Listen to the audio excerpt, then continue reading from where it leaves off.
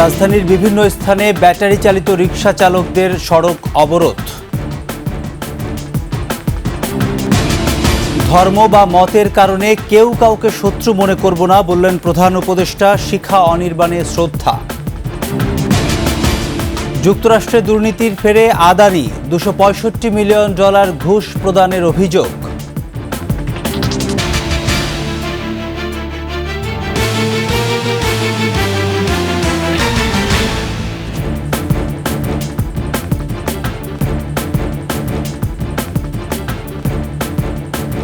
শুনছিলেন সংবাদ শিরোনাম। আমন্ত্রণ 21-এর দুপুরের সংবাদে। আপনাদের সাথে আছি আমি প্রণব চক্রবর্তী। দর্শক, 21 টেলিভিশনের সংবাদ একই সাথে সরাসরি দেখতে পাবেন আমাদের ফেসবুক পেজ www.facebook.com/2124 অনলাইনে। এছাড়া সাবস্ক্রাইব করতে পারেন www.youtube.com/21etv চ্যানেলে।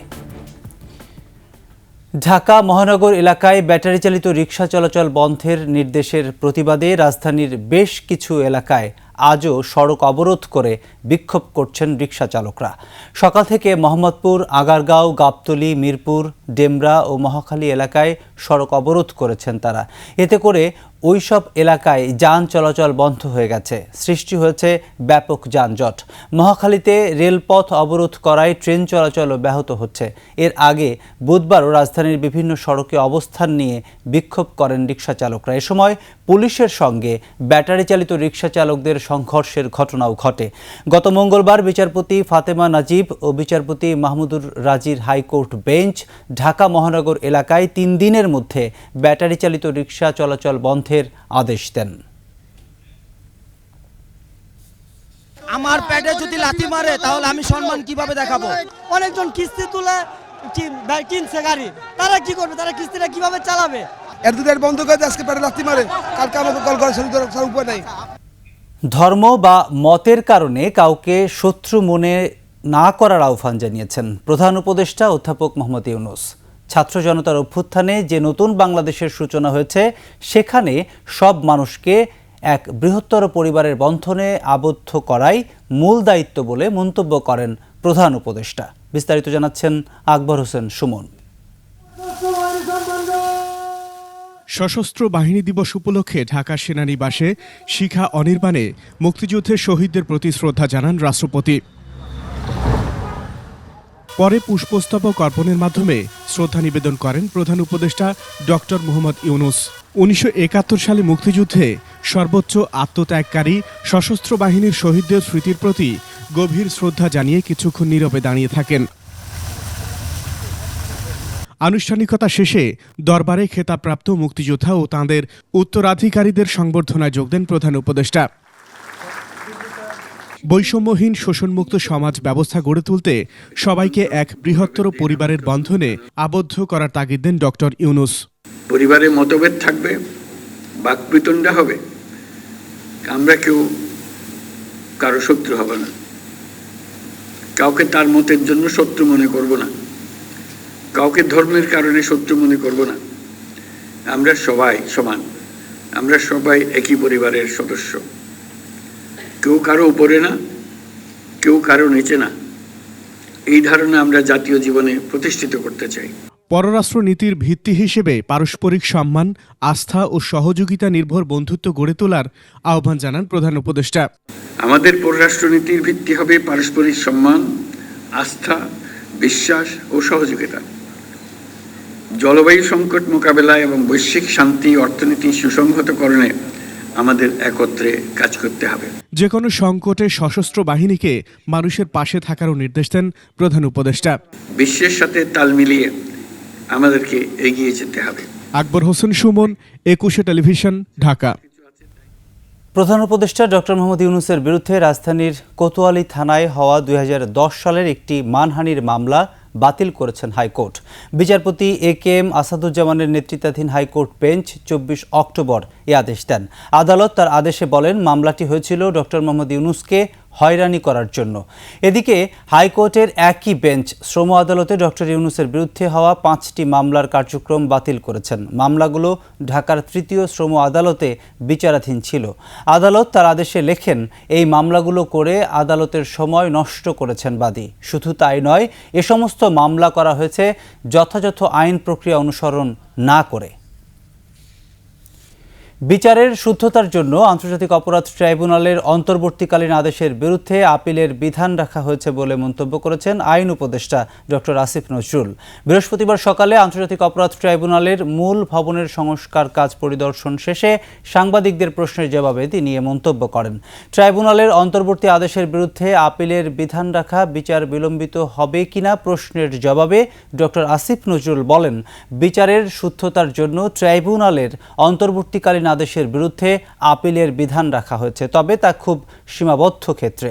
আইনে রাজনৈতিক দলের বিচার থেকে সরে আসা প্রসঙ্গে তিনি বলেন, বিচারের শুদ্ধতা রক্ষার জন্য রাজনৈতিক দলের ইস্যু আনা উচিত না। এটা বিচারের শুদ্ধতার জন্য করা হয়েছে এবং খুব সীমাবদ্ধ ক্ষেত্রে। ঝালকাঠি 1 আসনের সাবেক সংসদ সদস্য শাহজাহান ওমরকে গ্রেপ্তার করেছে পুলিশ। বুধবার ঝালকাঠির রাজাপুর থেকে তাকে গ্রেপ্তার করা হয়।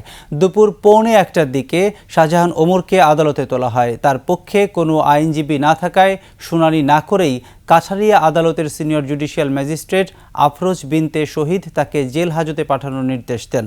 শাহজাহান ওমরকে আদালতে নেয়ার পথে তার উপর ডিম ও জুতা নিক্ষেপ করেন বিক্ষুব্ধরা।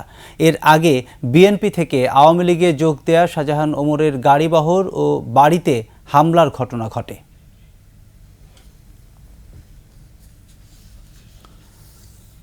ঘুষ কেলেঙ্কারিতে মার্কিন আদালতে অভিযুক্ত হলেন বিশ্বের শীর্ষ ধনী ভারতীয় ব্যবসায়ী গৌতম আদানি সহ আদানি গ্রুপের 7 শীর্ষ কর্মকর্তা। নিউ ইয়র্কের অ্যাটর্নি জেনারেল জানান, ভারতীয় কর্মকর্তাদের $26 কোটি ঘুষ দিয়ে বড় মাপের সৌর প্রকল্পের কাজ হাতিয়ে নেয় অভিযুক্তরা। একই সঙ্গে মার্কিন বিনিয়োগকারী ও ব্যাংকের সঙ্গেও প্রতারণা করে অন্তত $300 কোটি ঋণ নেওয়ার অভিযোগ রয়েছে। এ ঘটনায় একজন বিচারক গৌতম আদানি সহ 2 জনের বিরুদ্ধে গ্রেপ্তারি পরোয়ানা জারি করেছেন। অভিযোগ দায়ের করেছে মার্কিন সিকিউরিটিজ অ্যান্ড এক্সচেঞ্জ কমিশনও। বিস্তারিত দুলি মল্লিকের রিপোর্টে। 2 gigawatt solar power portfolio. ভারতে সৌরবিদ্যুতের এসব বৃহৎ প্রকল্পের নেপথ্যে রয়েছে শীর্ষ ব্যবসা প্রতিষ্ঠান আদানি গ্রুপ। তবে এই প্রকল্প হাতিয়ে নেওয়ার জন্য অবৈধ পথের আশ্রয় নেন আদানি গ্রুপের মালিক ও বিশ্বের শীর্ষ ধনীদের একজন গৌতম আদানি ও তার কোম্পানির 6 কর্মকর্তা। নিউ ইয়র্কের আদালত তাদের ঘুষ কেলেঙ্কারি ও প্রতারণার দায়ে অভিযুক্ত করেছে। প্রসিকিউটর জানান, সৌরবিদ্যুৎ প্রকল্পের কন্ট্রাক্ট পেতে 2020 সাল থেকে 2024 সালের মধ্যে ভারতীয় কর্মকর্তাদের $26.50 লাখ ঘুষ দেয় অভিযুক্ত 7 জন। শুধু তাই নয়, মার্কিন বিনিয়োগকারী ও ব্যাংকের সঙ্গেও প্রতারণা করে মিথ্যা তথ্য দেয়। 20 বছর মেয়াদী ওই সৌরশক্তি প্রকল্পের মাধ্যমে অন্তত $200 কোটি লাভ করার কথা আদানি গ্রুপের। আদালত জানায়, ওই গ্রুপের আরেক নির্বাহী কর্মকর্তা ভিনেত জৈন জালিয়াতির মাধ্যমে অন্তত $300 কোটি ঋণ নেয়। বাকি আসামিরা হলেন রঞ্জিত গুপ্তা, রূপেশ আগারওয়াল, সিরিল ক্যাবনেস ও গৌতম আদানির ভাতিজা সাগর আদানি।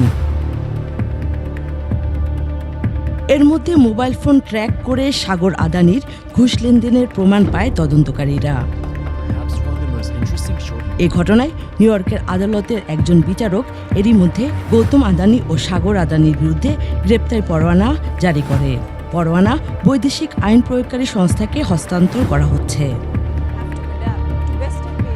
বিশ্বের 18তম ধনী ব্যক্তি গৌতম আদানির বিরুদ্ধে এর আগেও অর্থ পাচার সহ নানা অভিযোগ উঠে।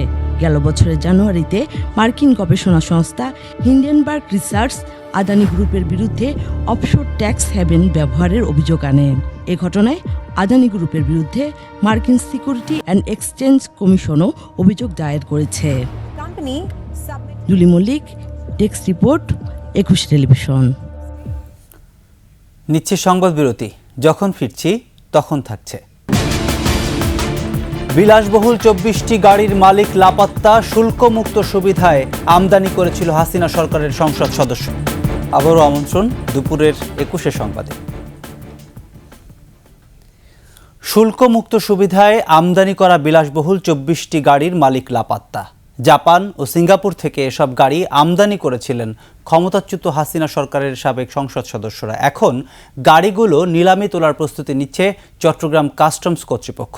চট্টগ্রাম থেকে রিপোর্ট করছেন হাসান ফেরদৌস, ক্যামেরায় ছিলেন বিপ্লব মজুমদার। গত হাসিনা সরকারের শেষ সময়ে শুল্কমুক্ত কোটায় বিলাসবহুল এইসব গাড়ি আমদানি করেছিলেন আওয়ামী লীগ দলীয় সংসদ সদস্যরা।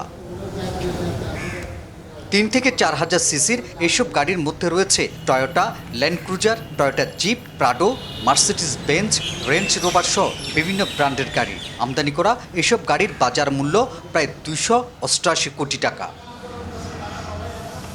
শুল্কমুক্ত কোটায় গাড়িগুলো আমদানি করেন সাবেক এমপি তারানা হালিম, ময়মনসিংহের আব্দুল ওয়াহেদ, জামালপুরের আবুল কালাম আজাদ, চট্টগ্রামের সীতাকুণ্ডের এস.এম. আল মামুন, বাঁশখালীর মুজিবুর রহমান, খুলনার এস.এম. কামাল হোসেন, নাওগাঁর সুরেন্দ্রনাথ চক্রবর্তী, সিরাজগঞ্জের জান্নাতারা হেনরি, গাইবান্ধার শাহ সরওয়ার কবির, ব্রাহ্মণবাড়িয়ার এস.কে. ইকরামুজ্জামান, নেত্রকোনার সাজ্জাদুল হাসান, ঝিনাইদহের নাসের শাহরিয়ার জাহিদি, যশোরের তৌহিদুজ্জামান ও সুনামগঞ্জের মোহাম্মদ সাদিক। এদিকে চট্টগ্রাম বন্দর শেডে দীর্ঘদিন পড়ে থাকা এইসব গাড়ি শুল্ক পরিশোধ করে ছাড়িয়ে নিতে আমদানিকারক ২৪ সাবেক সংসদ সদস্যকে চিঠি দেয় কাস্টমস কর্তৃপক্ষ। কিন্তু আমদানিকারকদের কোনো জবাব পায়নি কাস্টমস কর্তৃপক্ষ। আইন অনুযায়ী ১৫ দিনের সময় নির্ধারণ করে এবার দ্বিতীয় দফা চিঠি দিচ্ছে কাস্টমস। এখন পর্যন্ত চিঠির জবাব আসে নাই, তো এটা ইউজুয়ালি আমরা দুইটা নোটিশ দিই। প্রথম নোটিশের জবাব না আসলে আমরা নির্দিষ্ট সময়ের পরে আমরা দ্বিতীয় নোটিশ দিয়ে তখন আমরা নিলাম প্রক্রিয়া চলে যাব। সংসদ সদস্য পদ না থাকায় শুল্ক আইন অনুযায়ী আমদানি করা এইসব গাড়ি ছাড়িয়ে নিতে হলে ৮৫০% হারে শুল্ক পরিশোধ করতে হবে আমদানিকারকদের। এতে প্রতিটি গাড়ির দাম পড়বে ১০ থেকে ১২ কোটি টাকা। দ্বিতীয় চিঠির জবাব পাওয়া না গেলে গাড়িগুলো নিলামে তোলা হবে। ২৪টা গাড়ি এমনও হতে পারে কোনো গাড়ির জন্য আপনি ট্যাক্স পাওয়া যাবে ৫ কোটি টাকা, আবার কোনো গাড়ির জন্য হচ্ছে ১০ কোটি টাকা। তো এটা আসলে এক একটা গাড়ির ডিউটি ট্যাক্স তো ভিন্ন ভিন্ন হয়। চলতি বছরের ১৪ সেপ্টেম্বর চট্টগ্রাম বন্দরের কার শেড এবং মাল্টিপল শেডে গাড়িগুলো রাখা হয়। মেইন সমস্যা আমাদের যেটা করে সেটা হচ্ছে যে আমাদের একটা গুরুত্বপূর্ণ স্পেস এগুলো দখল করে রাখে। তো সেজন্য এটা যত দ্রুত অকশন হয় তত চট্টগ্রাম বন্দরের জন্য এটা লাভ আর কি। গত হাসিনা সরকারের ১৫ বছরে এমপিরা গাড়ি আমদানিতে ৫,১৪৭ কোটি টাকা শুল্ক সুবিধা নিয়েছেন। হাসান ফেরদৌস, ২১ টেলিভিশন, চট্টগ্রাম। বাস চাপায় পোশাক শ্রমিক নিহতের ঘটনায় গাজীপুরের চন্দ্রা নবীনগর সড়ক অবরোধ করেছে হামিম গ্রুপের শ্রমিকরা। দ্বিতীয় দিনের মতো জিরানি এলাকায় চন্দ্রা নবীনগর সড়ক অবরোধ করে তারা। ফ্লাইওভার নির্মাণ ও কারখানার অব্যবস্থাপনা দূর করা সহ ১১ দফা দাবি জানিয়েছে তারা। এদিকে চক্রবর্তী এলাকায় বকেয়া বেতনের দাবিতে বেক্সিমকো ইন্ডাস্ট্রিয়াল পার্ক কারখানার শ্রমিকরা সড়ক অবরোধ করে রেখেছে। এতে ভোগান্তিতে পড়েছেন সাধারণ মানুষ। উত্তরবঙ্গের যানবাহন গাজীপুরের ঢাকা টাঙ্গাইল মহাসড়ক ও ধামরাই কালিয়াকৈর আঞ্চলিক সড়ক ব্যবহার করে ঢাকার সাথে সড়ক যোগাযোগ অব্যাহত রেখেছে।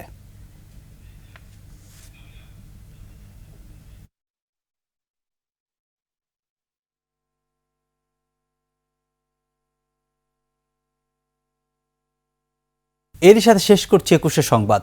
যাবার আগে সংবাদ শিরোনামগুলো আরও একবার। রাজধানীর বিভিন্ন স্থানে ব্যাটারি চালিত রিকশা চালকদের সড়ক অবরোধ। ধর্ম বা মতের কারণে কেউ কাউকে শত্রু মনে করব না বললেন প্রধান উপদেষ্টা। শিখা অনির্বাণে শ্রদ্ধা।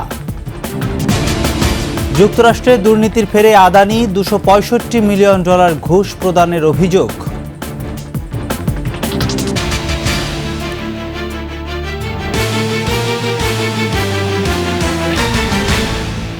দর্শক, সর্বশেষ সংবাদ জানতে ডায়াল করুন 2021 নম্বরে, আর ভিজিট করুন 21tv.com এই ওয়েবসাইটে। ফেসবুকে ভিজিট করতে পারেন www.facebook.com/2124 অনলাইন। এছাড়া সাবস্ক্রাইব করতে পারেন www.youtube.com/21etv চ্যানেলে। এতক্ষণ সঙ্গে থাকার জন্য ধন্যবাদ। পরবর্তী সংবাদ বিকেল 5টায় দেখার আমন্ত্রণ রইল। 21-এর সাথেই থাকুন।